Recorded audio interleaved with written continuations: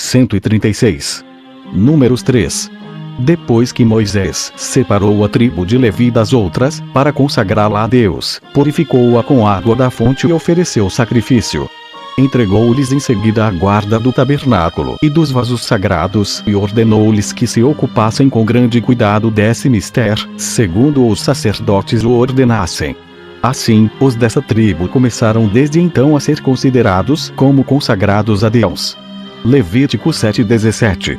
Moisés declarou nessa mesma ocasião que animais eram considerados puros, dos quais era permitido comer, e de quais não era permitido comer, por serem impuros. Diremos disso a razão quando se apresentar oportunidade.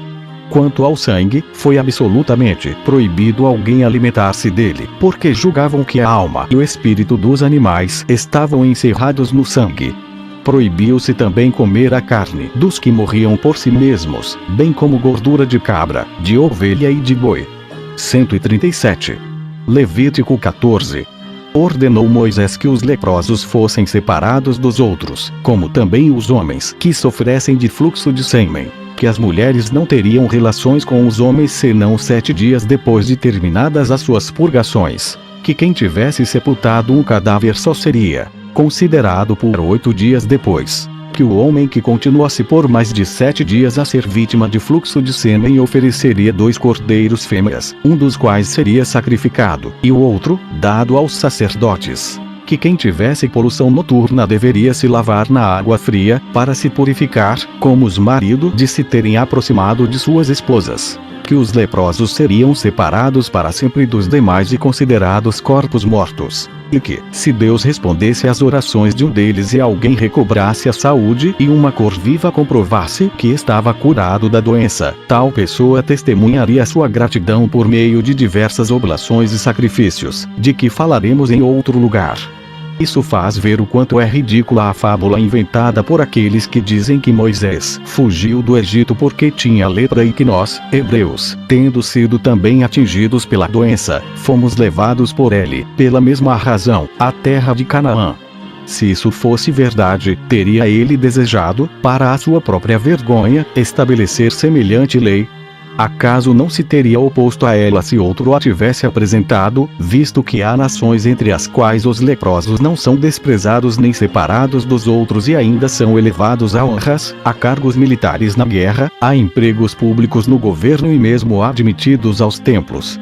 Se então Moisés estivesse contaminado por essa doença, quem o teria impedido de dar ao povo leis que seriam antes vantajosas para ele que prejudiciais? E assim, não fica claro que isso é coisa inventada, por pura malícia, contra a nossa nação.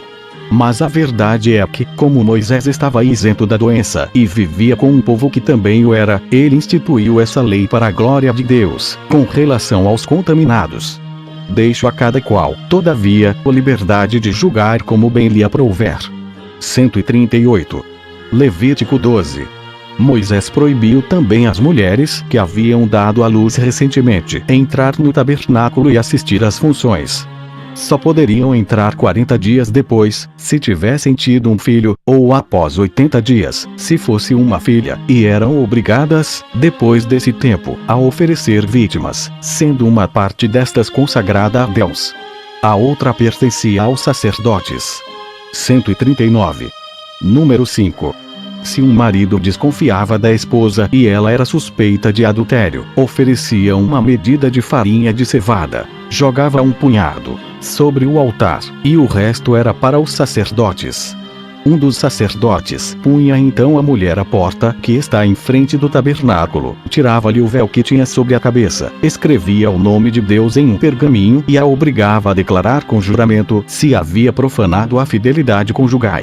E ela acrescentava esta imprecação: se a tivesse violado e o seu juramento fosse falso, que a sua coxa direita se destrancasse no mesmo instante e o seu ventre se rasgasse e ela morresse assim miseravelmente. Mas se, ao contrário, o marido, impelido somente pelo ciúme, por excesso de amor, havia injustamente suspeitado dela, prouvesse a Deus dar-lhe um filho dentro de 10 meses. Após esse juramento, o sacerdote mergulhava na água o pergaminho sobre o qual havia escrito o nome de Deus. Depois que esse nome ficava completamente apagado e diluído pela água, misturava a água com a poeira do pavimento do tabernáculo e dava a mistura para a mulher beber. Se fora acusada injustamente, ela engravidaria e daria à luz em felicidade. Mas se, ao contrário, era culpada de ter por falso juramento e por sua impudicícia faltado à fidelidade a Deus e ao marido, morria com infâmia, da maneira que dissemos. 140. Essas foram as leis que Moisés deu ao povo com relação aos sacrifícios e às purificações. Eis ainda outras que ele também criou. Proibiu absolutamente o adultério, pois julgava que a felicidade do casamento consistia nessa pureza e naquela fidelidade que o marido deve à mulher e a mulher ao marido, e que importa à república que os filhos sejam legítimos. 141. Levítico 18, 29 e 21.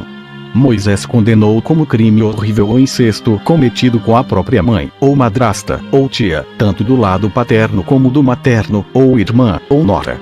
Proibiu coabitar com a própria mulher enquanto ela estivesse nas suas purgações. Condenou como crime abominável o coito com animais ou com rapazes e ordenou para todos esses pecados a pena de morte. 142.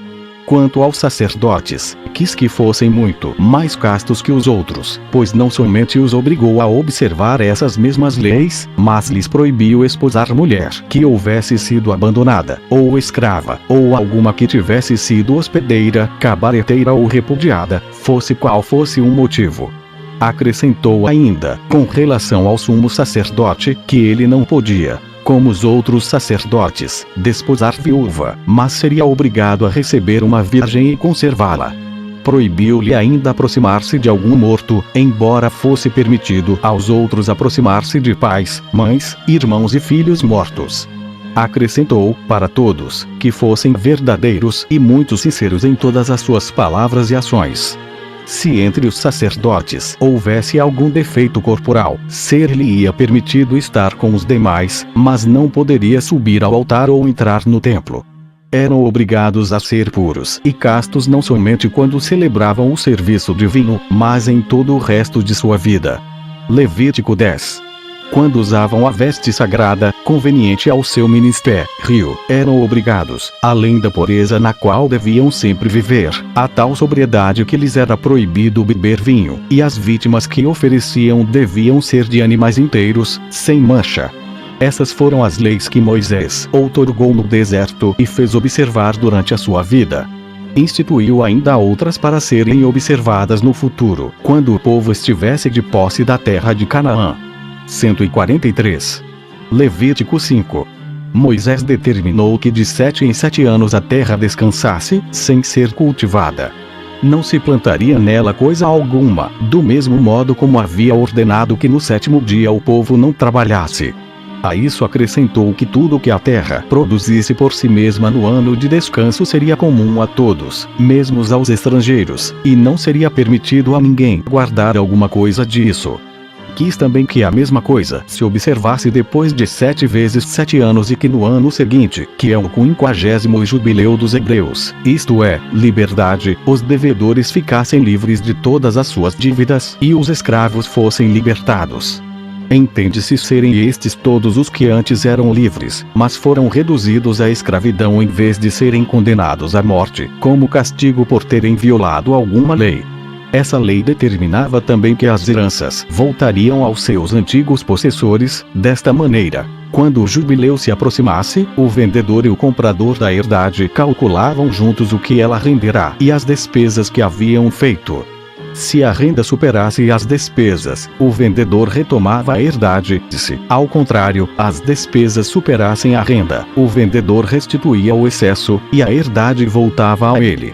No entanto, se a renda fosse igual às despesas, o antigo possessor retomava a posse de sua herdade. A mesma coisa se observava quanto às casas que estavam nas cidades e nas aldeias rodeadas de muros. O vendedor podia voltar à sua casa, dando o preço da alienação antes de o ano terminar. Mas se deixasse de o entregar, o comprador estava confirmado na sua posse. Moisés recebeu todas essas leis do próprio Deus, no Monte Sinai, para dá-las ao povo, quando estavam acampados aos pés do monte, e escreveu-as para serem observadas por aqueles que viessem depois deles. Capítulo 11. Recenseamento do povo. Sua maneira de acampar e de levantar acampamento e a ordem em que marchavam. 144. Números 1. Moisés, tendo assim provido que se referia ao culto a Deus e ao governo do povo, voltou a sua atenção para o que concerne à guerra, pois estava prevendo que a nação teria grandes lutas a sustentar, e começou por ordenar aos príncipes e aos chefes de tribos, exceto a de Levi, que fizessem um recenseamento exato de todos os que estavam em condições de pegarem armas. NM 26. Como os levitas haviam sido consagrados ao serviço de Deus, estavam dispensados de todo o resto. Feito o recenseamento, constataram que 603.650 eram aptos. No lugar da tribo de Levi, Moisés pôs Manasses, filho de José, no número dos príncipes das tribos, e Efraim no lugar de seu pai, José, segundo o que vimos, pois Jacó pedira a José que lhe desse os 2 filhos em adoção. 145. O tabernáculo foi colocado no meio do acampamento, e 3 tribos postaram-se de cada lado, com grandes espaços entre elas. Escolheram um grande lugar para instalar o mercado, onde seria vendida toda espécie de mercadoria. Os negociantes e os artífices foram estabelecidos em suas tendas e oficinas com tal ordem que parecia uma cidade.